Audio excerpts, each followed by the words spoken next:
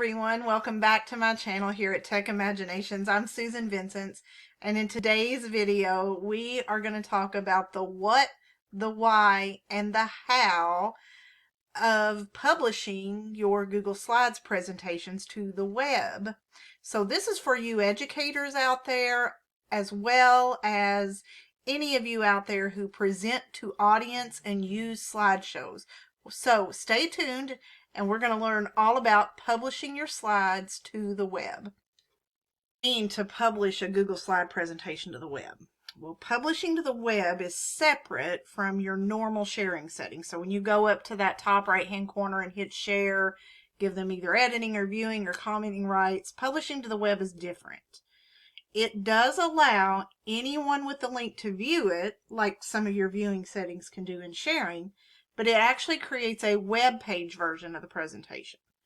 So then the publish link then allows you to show your slides automatically in viewer mode. So when the audience accesses them, if you're presenting at a conference, they automatically get it in viewer mode, and then they're not seeing all those extra editing tools.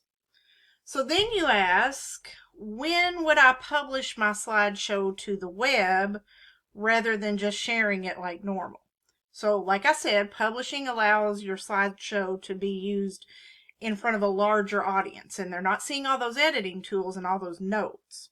So this is good use when you're presenting a big training session, like to a large group for your school or your district, or if you're in a business and you're doing a big training session at a big conference, or you want to post a link for your presentation. So this is what I do when I go present at a conference or a large PD.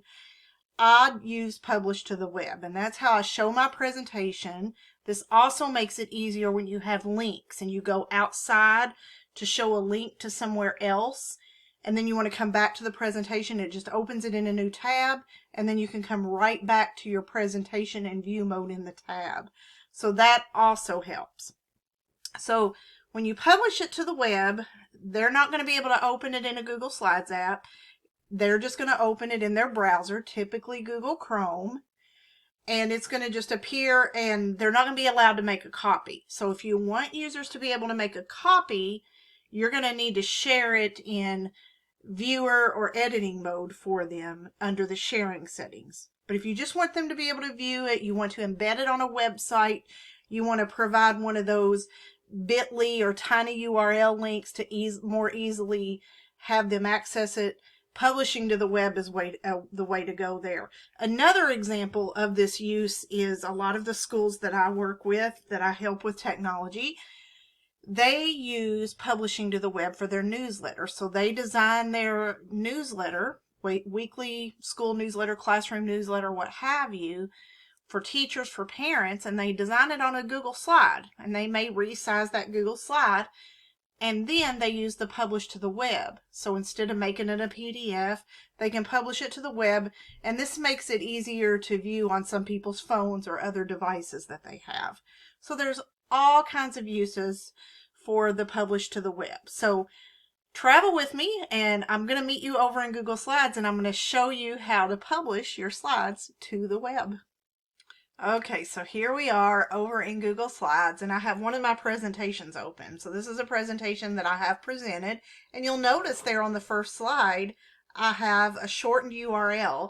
So what I have done when I have presented this in the past is I have published this presentation to the web, and then I have gone and made a shortened URL, which makes it easier for people to access. So the way that I publish Google Slides to the web is when I finish, I'm going to come up here to the File button, click on File, and just a little over halfway down you're going to see a Publish to the Web option. So click on Publish to the Web, and it's going to give you several options. If you want to do the Auto Advanced, it's there for you, but really all you need is this URL right here. And it's long, so make sure you get all of it. You can double click and it'll get all of it. Right click and copy, or Control C. And then you're going to paste it. If I come here and paste it, Control V, into my Omnibox in my Google Chrome browser, notice how it comes up. And yes, you're going to see some black bars, but it's going to be the right size. And then I can scroll through this, do my presentation, even click on the links, and like I said, it'll click on those links, open them in a new tab, and I'm able to easily close that tab and get back to my presentation. Have you ever been inside of Google Slides, clicked a link, and then it closes the whole thing out when you close out that link that you want to show, and you have to get back to your slides? So this makes it a little bit easier to navigate. Okay, so let's review.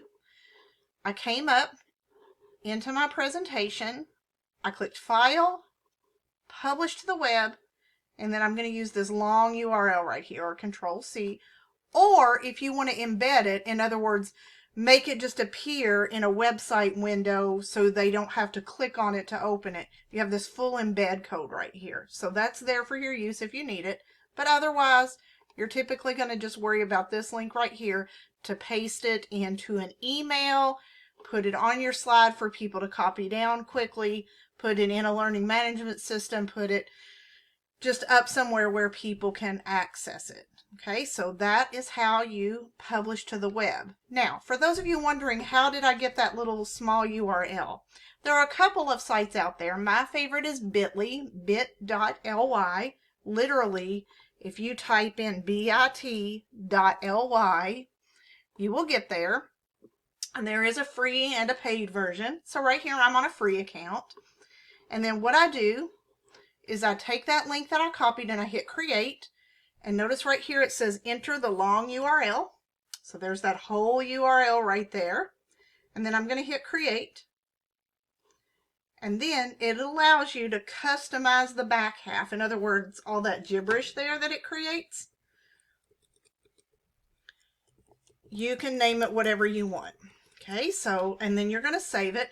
So I had already named that one, Tech Imaginations PLN, and then I can copy and paste and use that wherever I want. So that is bit.ly. There's also another one out there called tinyurl, tinyurl.com. So try that. So publishing to the web, file, publish to the web, and you're good to go. Use it wherever you need it. Well, thank you for tuning in, and I hope you learned something new that you can find useful today, or as you move forward in your classroom or your business presentations, what have you. Be sure to hit the like and subscribe buttons down below so you're able to find more of my videos for your tech learning needs. And go over and visit me at my website, techimaginations.net, and I would love to work with you and your staff as a church consultant, church technology, or educational technology at your school or your district. So have a great day, be blessed, and I will see you soon. Bye-bye.